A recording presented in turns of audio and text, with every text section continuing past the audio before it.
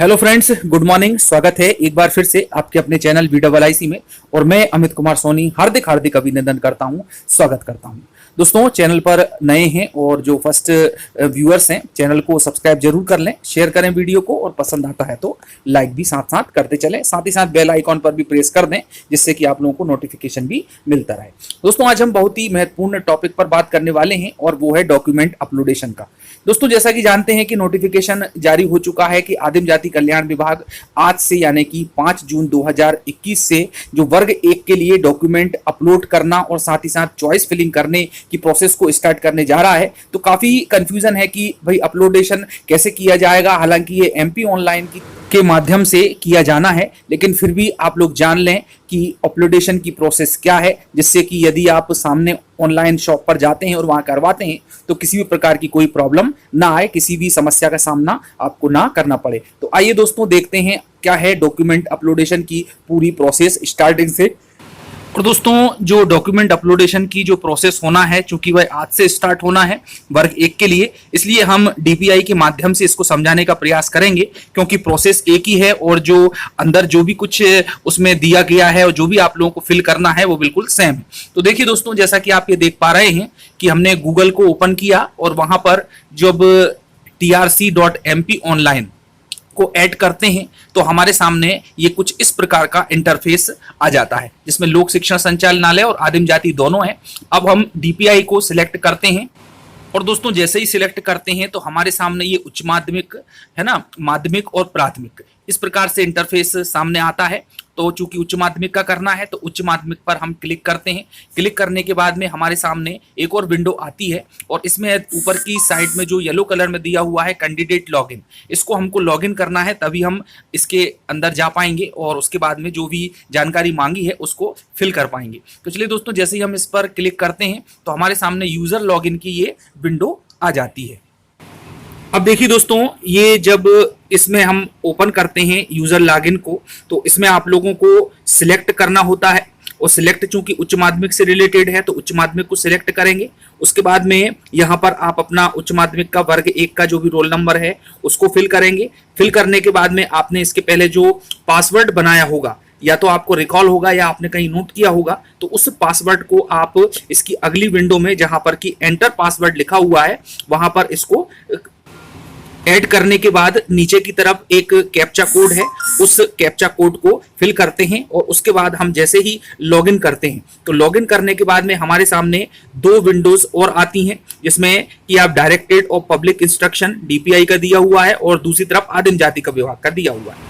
यहाँ पर हम जो रेड में देख रहे हैं आपके, ये DPI का है, इस पर क्लिक करते हैं। जैसे ही क्लिक करते हैं तो आपके सामने पूरी यूजर प्रोफाइल आ जाती है कैंडिडेट की, और जिसमें कि पूरी आपकी reservation detail, training detail, personal detail आदि सब देखने को मिलती है।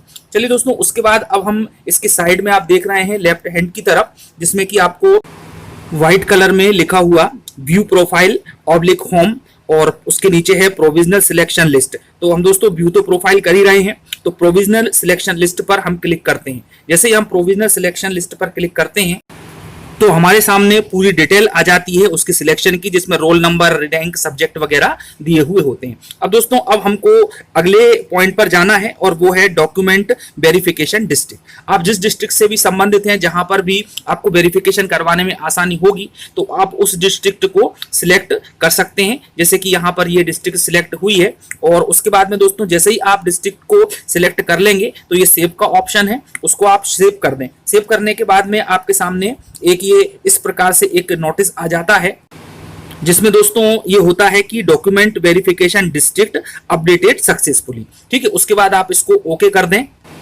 और दोस्तों, जैसे ही आप इसको ओके करेंगे तो आपकी जो पूरी जानकारी है, पूरी जो आपकी प्रोफाइल है सेम की, वो अपडेट हो जाएगी। और अपडेट के बाद में आप इसको जब क्लिक करके देखेंगे तो वहां पर जैसा कि इन्होंने सागर डिस्ट्रिक्ट को चुना था तो उसका मैसेज आपके पास आ जाता है। चलिए दोस्तों, उसके बाद में अब नेक्स्ट पॉइंट है कि डॉक्यूमेंट अपलोडेशन एंड रिसीप्ट। जैसे ही हम इस पर क्लिक करते हैं तो हमारे सामने एक और विंडो आती है, और दोस्तों इस विंडो में जो भी डॉक्यूमेंट आपको अपलोड करना है उसकी पूरी लिस्ट दी हुई होती है। तो चलिए दोस्तों देखते हैं इसकी थोड़ी डिटेल में।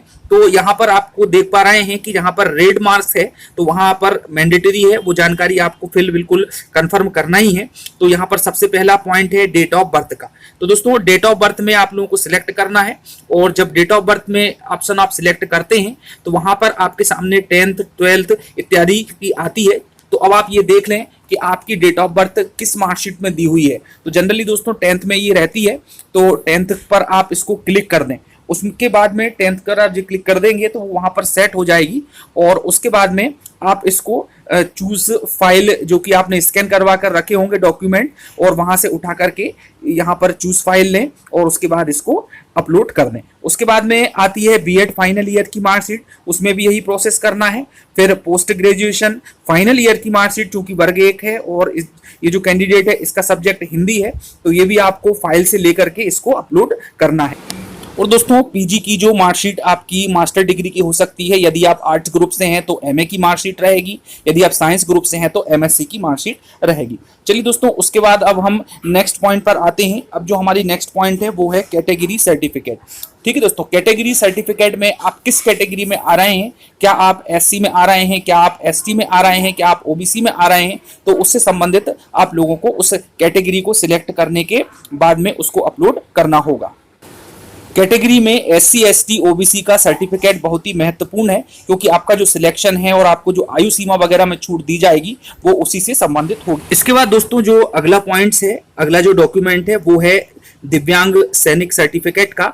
और दिव्यांग सैनिक सर्टिफिकेट के अंतर्गत जिस कैटेगरी में भी आप बिलोंग्स करते हैं और जो भी आप पर लागू होता है उसको आप अपलोड कर सकते हैं। उसके बाद एमपी डोमिसाइल सर्टिफिकेट, मूल निवासी प्रमाण पत्र आप लोगों को लगाना है। मध्य प्रदेश के निवासी हैं तो मूल निवासी बिल्कुल लगेगा। और उसके बाद में दोस्तों जैसा कि आप ये देख पा रहे हैं कि ये जो कैंडिडेट है ये गेस्ट फैकल्टी से संबंधित है, तो गेस्ट फैकल्टी का अनुभव प्रमाण पत्र लगेगा। तो इन्होंने अलग अलग सर्टिफिकेट लगाए हैं क्योंकि अलग अलग सत्र में इन्होंने काम किया है। तो देख पा रहे हैं आपके guest faculty certificate 2008-9 primary school है ना, लपाथरा बेंगला तहसील मालथोन सागर, ये डिस्ट्रिक्ट सागर में स्कूल है कोई सा, तो उसका जो है सर्टिफिकेट इनको अपलोड करना है।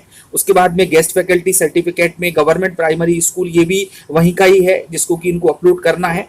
और क्योंकि अलग अलग सत्र में है, अलग अलग साल में है, तो इनका अपलोडेशन प्रोसेस जो रहेगी वो भी अलग अलग रहेगी। उसके बाद में जो 10वें नंबर पर है ना, उसको भी आप देख पा रहे हैं कि गेस्ट फैकल्टी 2013-14 में इन्होंने किया हुआ है। और उसके बाद जो 11वें नंबर पर है गेस्ट फैकल्टी 2014-15 का जो अनुभव प्रमाण पत्र है, जिसमें दिनों की संख्या और जो भी सक्षम अधिकारी के द्वारा जारी किया गया सर्टिफिकेट होगा वो आप लोगों को उसमें बड़े ध्यान से अपलोड करना है। अब दोस्तों इन सबको अपलोड करने के बाद में आप देख पा रहे हैं कि यदि आप नॉन गेस्ट हैं तो ये जो 6 मेन डॉक्यूमेंट हैं है ना, date of birth, BEd, post graduation category और आपका दिव्यांग सर्टिफिकेट, एमपी डोमिसाइल सर्टिफिकेट, ये आप लोगों को लगाना है यदि आप गेस्ट नहीं है तो, है ना। अन्यथा की स्थिति में यदि आप गेस्ट हैं तो गेस्ट सर्टिफिकेट लगेंगे। उसके बाद में एक और विशेष बात है दोस्तों, इसमें जो है जो साइज रहेगा अपलोडेशन डॉक्यूमेंट का वो 30 KB से 200 KB के बीच में ही होना चाहिए, इससे अधिक